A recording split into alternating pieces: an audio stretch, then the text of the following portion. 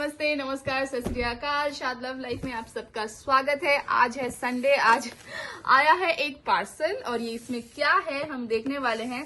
तो आज अजहान खोल के देखेगा इसमें क्या है। What do we have? What is this?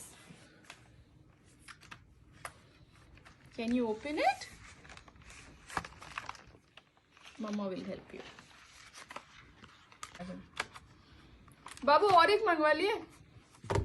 एक था ना, खराब हो गया। अरे खराब हो गया तो फिर और एक। अरे यार, What is this?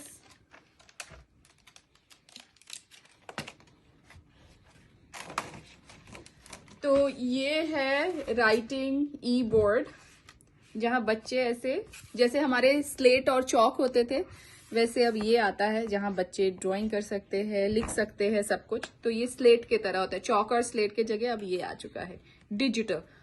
तो अब अजहान को ये देखना है ये कैसे काम कर, अगर कहीं ट्रैवल कर रहे हैं। Azhan, did you like it? Did you like it? पता नहीं अजहान को ये पसंद आया कि नहीं, लेकिन मैंने तो ड्राइंग बना ली अपनी। आई होप आपको ये डिज़ाइन पसंद आया हो। हेलो, अब हम आज संडे है और बज रहे हैं दिन के 3। हम आए हैं, आज ईस्टर का कुछ एक फंक्शन है तो एग हंट होता है बच्चों के लिए। तो हम आए हैं एग हंट के लिए। अजहान एकदम रेडी है अपने बास्केट के साथ। ये ईडनबरी मेथोडिस्ट चर्च है जहाँ पर ये हर साल ऑर्गेनाइज करते हैं। हम पहली बार आ रहे हैं ऑब्वियसली अजहान के लिए। तो चलिए देखते हैं यहाँ क्या होता है। तो अब हम जा रहे हैं, ये चर्च के अंदर है। ये एक स्कूल भी है, एक्चुअली चर्च का ही स्कूल है। हम अभी अंदर जा रहे हैं और बहुत सारे बच्चे थे, बहुत सारे लोग थे। इन्होंने बहुत अच्छे से ऑर्गेनाइज भी किया था और क्योंकि ये इंडोर था तो एकदम हिट था। क्योंकि इंडोर में ऑब्वियसली यहाँ पर बाहर स्नो है तो इंडोर में बहुत अच्छा था।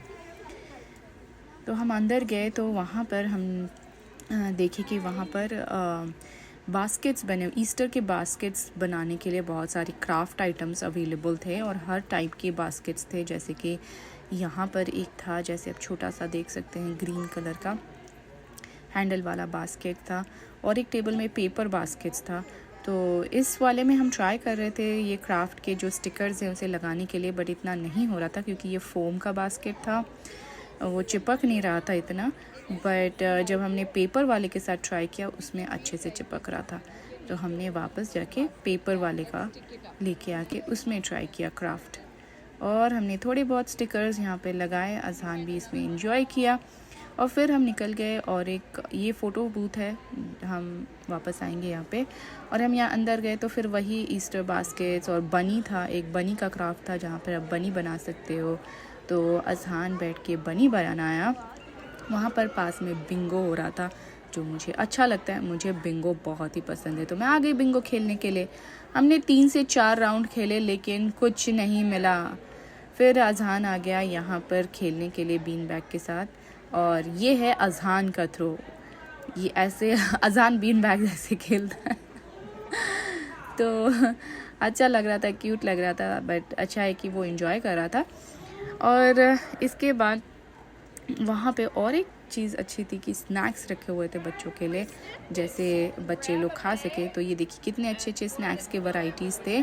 तो अजहान ने अपना ले लिया स्नैक और उसको पसंद था मार्शमेलोस। और हमने लिया फ़ोटो बनी के सारे पोज में और अजहान को बिल्कुल पसंद नहीं आ रहा था वो इसलिए बिल्कुल हंस नहीं रहा था और फिर हम रेडी हो गए एग हंट के लिए। और यहाँ पर तो ऐसे लाइन लगी हुई थी कि जैसे पता नहीं अभी ट्रेजर मिलने वाला है। और वैसे ऑलमोस्ट सिमिलर होता है ट्रेजर हंट की तरह। यहाँ डोर खुल गई है और सब जा रहे हैं अंदर। हम जब तक पहुँचे बहुत जगह से एग जा चुका था, क्योंकि बच्चे लोग तो एकदम बड़े बड़े जो थे वो भाग भाग के हर जगह से एग्स आराम से निकाल रहे थे। तो मुझे अजहान को पकड़ के जाना था तो थोड़ा स्लो थे हम, तो बाकी सब बहुत फास्ट थे, तो जो बहुत अक्ल का काम किए कि वो लोग सबसे पहले लास्ट रूम में पहुंच गए, तो वहाँ पर उनको ज़्यादा ऑप्शन मिले। तो हमें मिल गए ये 3 एग्स। अब हम आए हैं इंडिया मार्केट, क्योंकि मैंने जो बटर लिया था वो एक्चुअली एक्सपायर्ड था, तो देखते हैं ये वापस होता है कि नहीं। ये था आज का special snack from India market. हो गया बटर वापस, एक्सपायर्ड था तो उन्होंने ले लिया। तो हमेशा जब आप कुछ ख़रीदते हैं, स्पेशली जब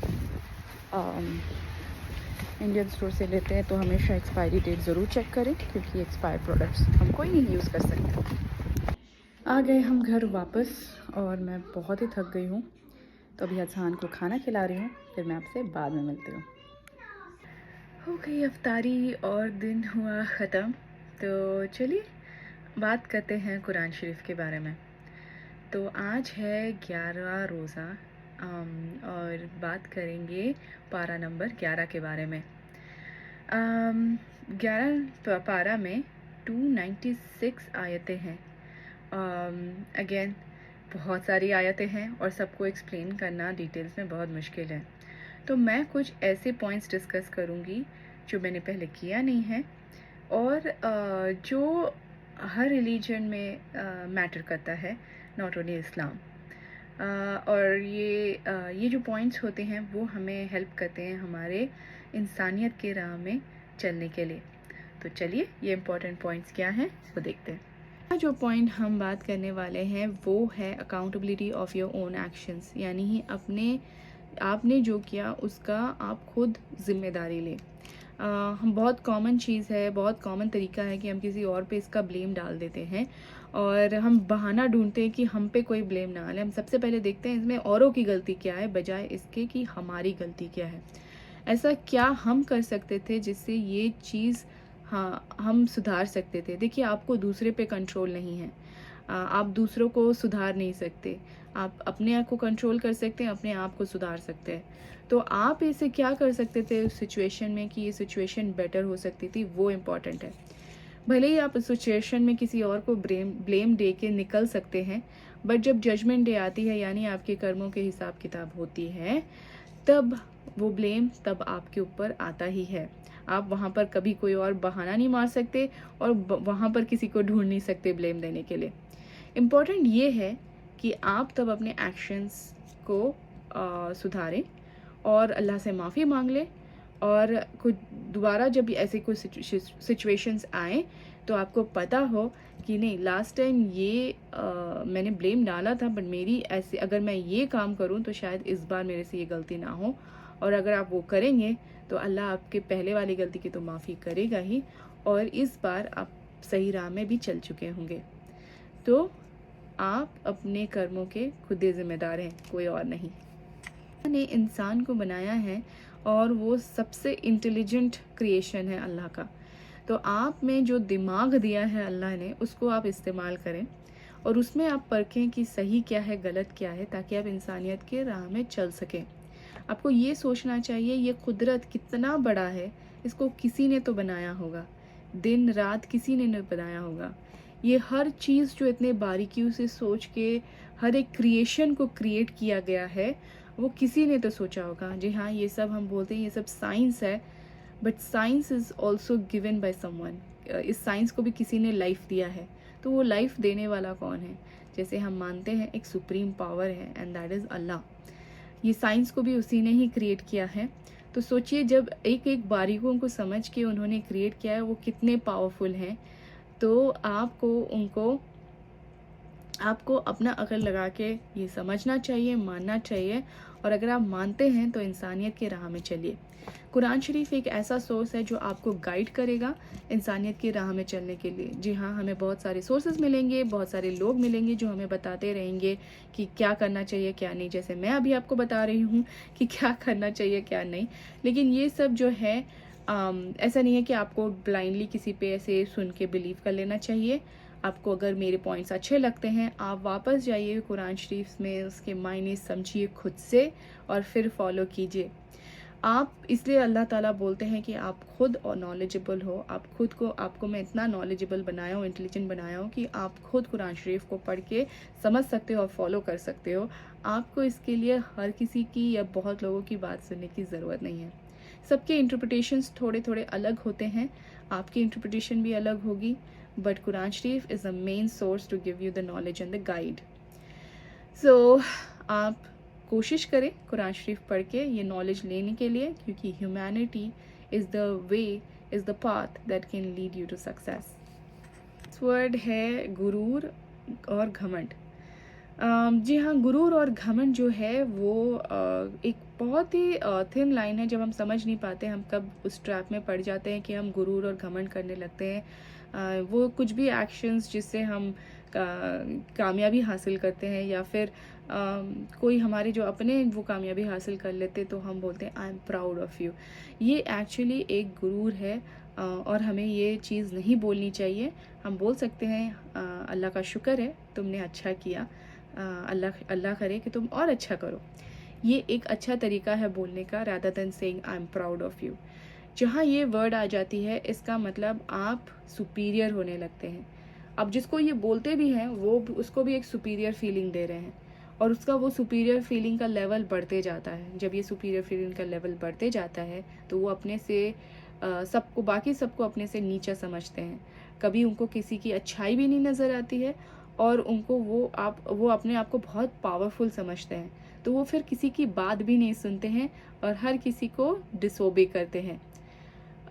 तो ऐसे क्या होता है कि आप इंसानियत का राह छोड़ चुके हैं, आप शैतान के राह में चल चुके हैं। क्योंकि आप सोचिए शैतान जो थे वो पहले एक्चुअली अल्लाह का बहुत इबादत करते थे, बट कहाँ पे वो राह बदली जब वो घमंड किए कि वो आग से बने हैं और वो सजदा नहीं करेंगे।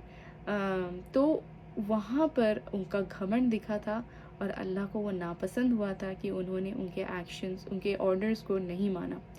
तो यही होता है हमारे साथ जब हम किसी चीज़ के लिए गुरूर करते हैं या घमंड करते हैं। इतना याद रखिए कि आप अभी जिस पोजीशन में हैं वो कभी आप अकेले नहीं हो सकते। उस पोजीशन में उसमें हज़ारों लोगों का हाथ होता है, दुआ होता है, मदद होता है, और वो मदद अल्लाह ही करते हैं। तो उसके बिना आप कुछ कर ही नहीं पाएंगे। जब आप कुछ ऐसे कर ही नहीं पाएंगे तो गुरूर किस बात का, घमंड किस बात का। ऐसा बहुत नेचुरल है एज एन ह्यूमन टेंडेंसी कि हम कुछ अच्छा करते हैं या हमारे कोई अपने अच्छा करते हैं, हम तो खुशी के मारे वो एक पल का वो फीलिंग आ ही जाता है गुरूर और घमंड जैसा, ओह आई फील सो ग्रेट। उसी पल हो सकता है आपको फीलिंग हो, और ये बहुत ही वाजिब है, and it's okay to have it. But what is not okay is if you don't immediately say sorry or don't immediately realize कि आपने गुरूर किया है, घमंड किया है, और अल्लाह आपको इस चीज़ की माफ़ी दे दे। हमेशा ये याद रखिए कि जो गुरूर और घमंड है वो इतना बड़ा गुनाह है कि आपके लिए जन्नत के दरवाजे बंद हो जाएंगे। हाँ, आप ये बोल सकते हैं कि ज़िंदगी एक ही कुछ ही दिन का है तो हमको ये जी लेने दो, बाद का बाद में देखेंगे। बहुत आसान है बोलना। हमेशा याद रखिए कि जो भी होगा आपको यहीं भुगत के जाना है। जैसे ही आप घमंड करते हैं किसी चीज़ में, जैसे ही आपको लगता है कि आपसे नॉलेजेबल कोई नहीं है, आपसे बढ़कर कोई नहीं है, वहीं आपको अल्लाह ज़मीन से आसमान तक, आसमान से ज़मीन तक 2 सेकंड में ले आता है और आपको ये रियलाइज़ करने में मजबूर कर देता है कि तुम कुछ भी नहीं हो अल्लाह के बिना। सो आप ये सुप्रीम पावर को, अल्लाह जो है रहमतुल्लाह बरकतुल्लाह, उन पे भरोसा रखें और गुरूर और घमंड ना करें। नेक्स्ट पॉइंट है, बहुत जल्दी बोलूँगी। जब आप कुछ कर्म करते हैं तो आप ये मत सोचिए कि आप ये अपने बेनिफिट के लिए कर रहे हैं, क्योंकि आप ये मत सोचिए कि आज मैं किसी का मदद करूँगी तो कल फिर मुझे किसी और से मदद मिलेगा। वो चीज़ इंटेंशंस नहीं होने चाहिए। आपके इंटेंशन आप जो होनी चाहिए मदद की, वो हमेशा इंसानियत की वजह से होनी चाहिए, आपके एज ए नेचर होनी चाहिए। ये सोच के नहीं कि आपको इसका वापस सिला मिलेगा, यानी कि जैसे हम बोलते हैं ना, हम उधारी देते हैं और सूद समेत हमें चीज़ें वापस मिलेगी, उधारी वापस मिलेगी, वो सोच नहीं होनी चाहिए। जो मदद होती है, जो काइंडनेस होती है, जो डोनेशंस होते हैं, जो चैरिटी होते हैं, इसलिए उन्हें बोला जाता है चैरिटी, क्योंकि आपने जो दे दिया उसे भूल जाइए। ये अब आपके पास नहीं है, ना आपके पास आने वाला है। यानी नेकी कर दरिया में डाल दे।